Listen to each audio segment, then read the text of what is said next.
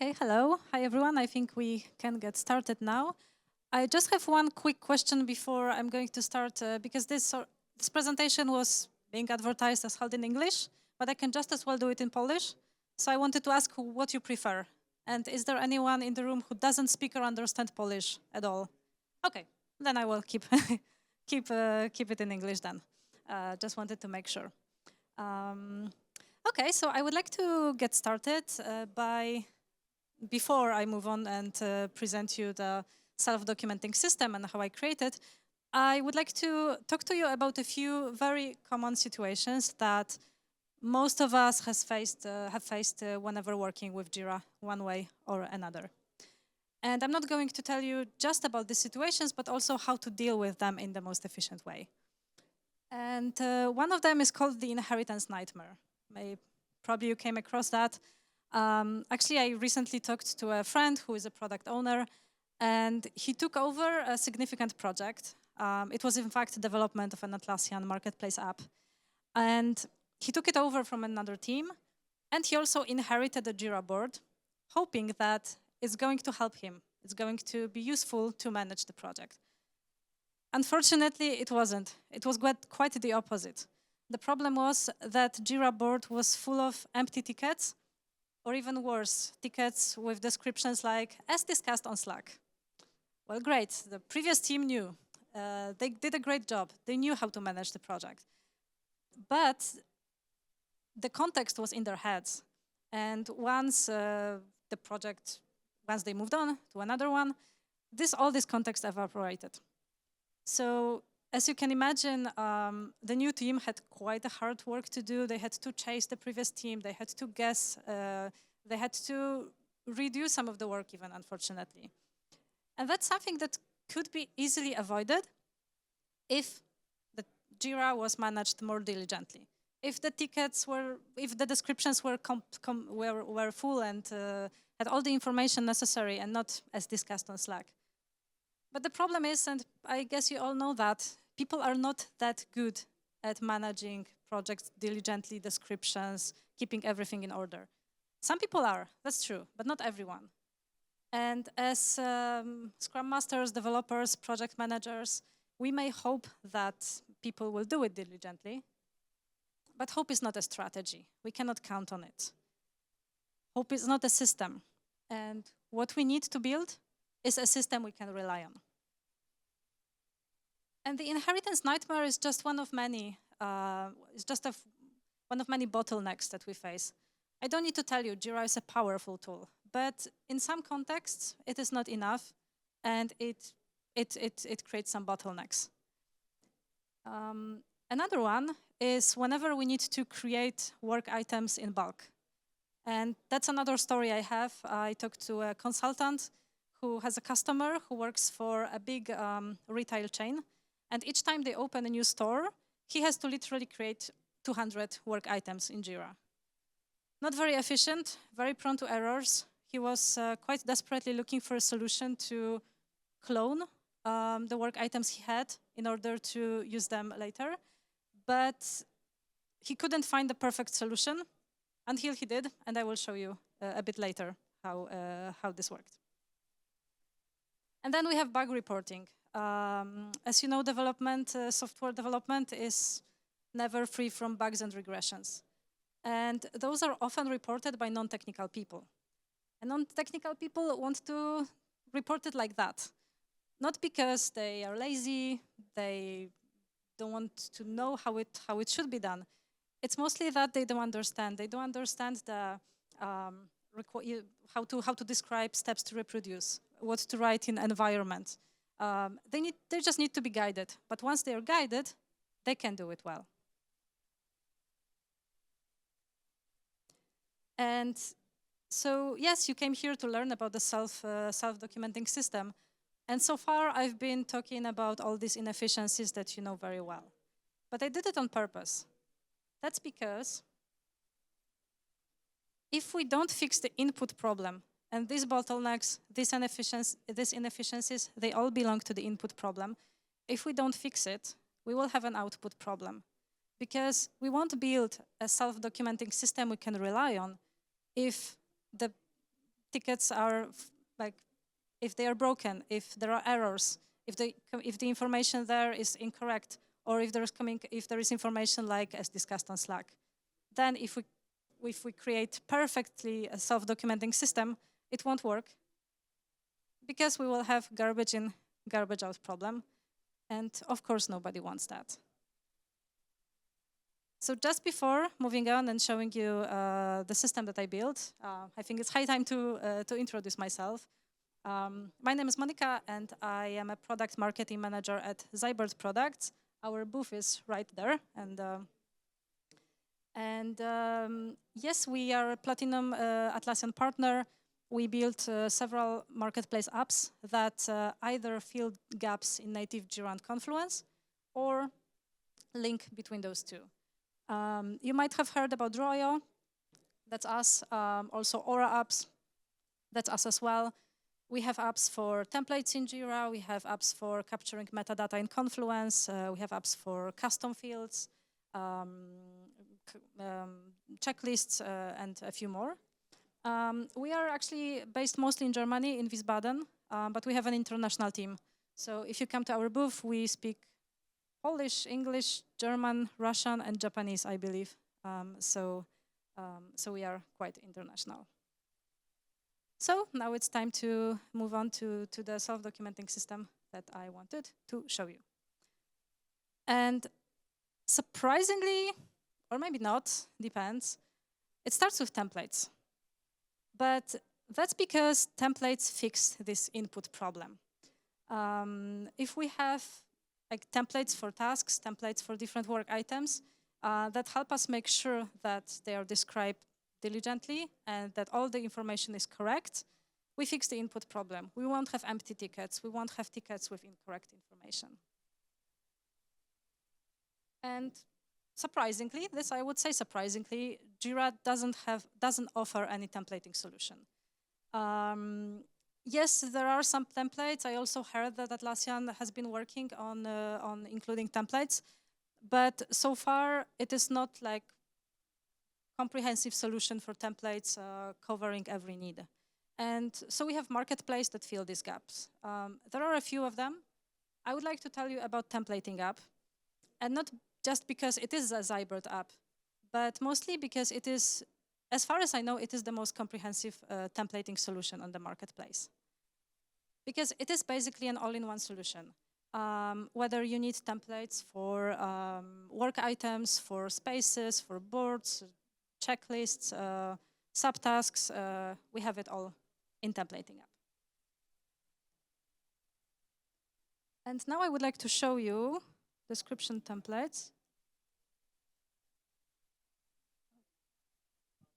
Just need a second.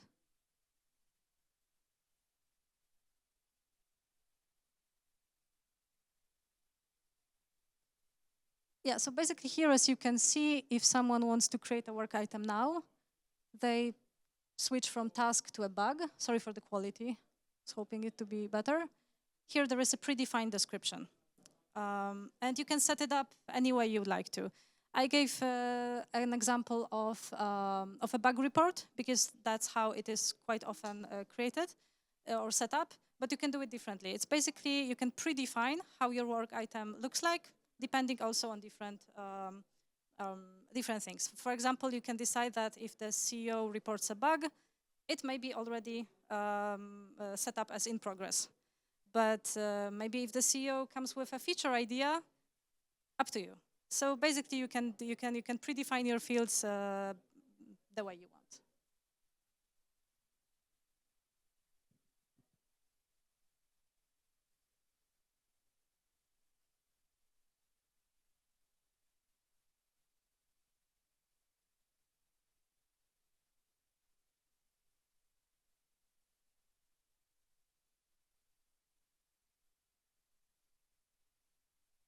And another template I would like to show you is issue template.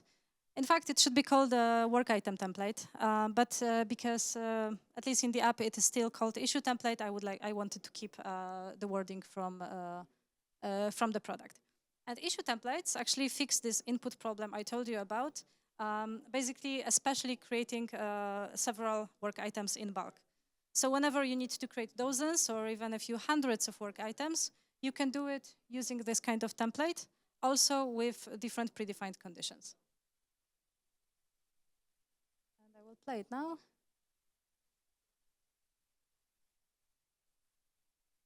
So here, as we can see, we have quite a few. There is a board, and now I moved on. Maybe the video is a bit too fast, but I moved on to templating. And here, from the setting, you can pick different work items. I already predefined these work items. There are also things like variables. Exactly this. So this is quite useful because imagine you have to create like 100 work items, and in like many of them, there needs to be the same piece of information. For example, the name of the app, or you want to assign it to the same people. You can, for example, predefine that a bug needs to be assigned to a junior developer, and you can just pick junior developer, and then the bug will be assigned to the person you want to do it. So yeah, that's mostly helpful to create in bulk, but also to make sure that all tasks in your organizations are created in a coherent, very similar, more or less the same way. It facilitates also managing projects later.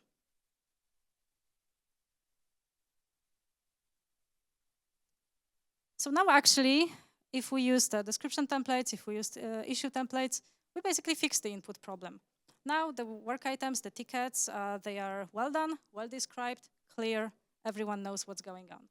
So we can actually already pat ourselves on the back. This is done. But the next step I wanted to talk to you about is actually how to self-document it, how to make sure that everything that is so well done in Jira is also created on Confluence at the same time without asking anyone to do any extra work. And you may wonder right now, but actually, why? What's the point? If everything is so well documented in Jira, maybe that's enough. Maybe we don't need anything else. And I understand that, but the reason why it makes actually quite a lot of sense to also document it in Confluence is the stakeholder alignment. The thing is, there are quite a lot of non-technical people in organizations for whom it is very important to understand what's going on in the software development process. Just take one example: a salesperson who is in the middle of negotiations with a very important prospect, and the prospect said, "Okay, we will buy your solution, but if the feature we want to have will be released in 2 weeks." That's quite a common situation in startups. So that's why for this salesperson, it is very important to know what's going on. If there is a delay, because it happens, it's okay, but they need to know so that they can talk to the prospect, talk to the customer, and just let them know what's going on. For product marketers like myself, we work a lot with developers, and for us it is also important to understand what's going on because we work on launches, we promote new features, new products, so we need to know before they are released. Same for different business managers, heads of sales, heads of chief business people. There are quite a lot of people like that in the organization that want to be in the loop. And these people are typically on Confluence. They don't really go to Jira. Even if they do, even if they have access, they don't always do that. So, but they do work with Confluence quite a lot. So if they are aligned, if all the information is on Confluence, it is really helpful for them, and it is in generally good for business. And the solution that does it is another app from Seibert that I wanted to talk to you about briefly. It's called Autopage. Autopage automatically creates Confluence pages from Jira, but it doesn't stop there. There is a real-time sync, so each time there is any change in the ticket, it gets assigned to someone else, the deadline changes, something in the description changes. It is also updated on Confluence in real time. And I have the last video. Let's see how it works.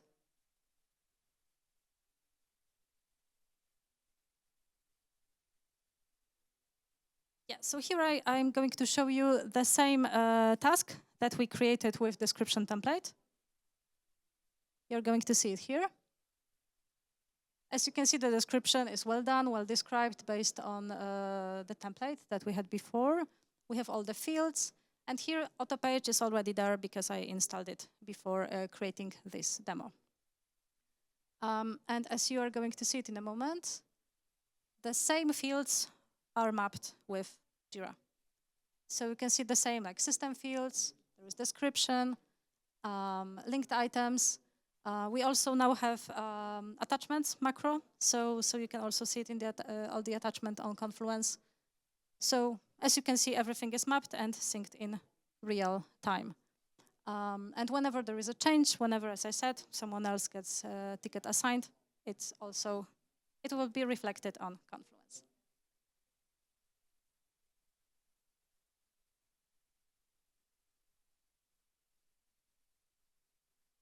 Yeah, so I wanted to show you here the end result. I didn't show you the configuration on purpose because I think every project is different. So if you're interested, if you would like to see either templating or auto page or both, I invite you to our booth and I can give you a personalized demo. But just a quick overview, using these two apps, we built this self-documenting system that basically allow you to save time because we get rid of the most common bottlenecks, avoid misunderstanding and improve stakeholder alignment. And finally, have a system you can trust because quite a lot of these tasks that I've done with apps, it can be done with AI. However, with AI hallucinates. You still need to prompt. You need to supervise it. And with this system, you have a solution that you can trust, and it always works the way you want it to work. So thank you very much. If you have any questions, I think we have some time now, so I'm available, or I also invite you again to our booth where I can answer your questions. Thank you.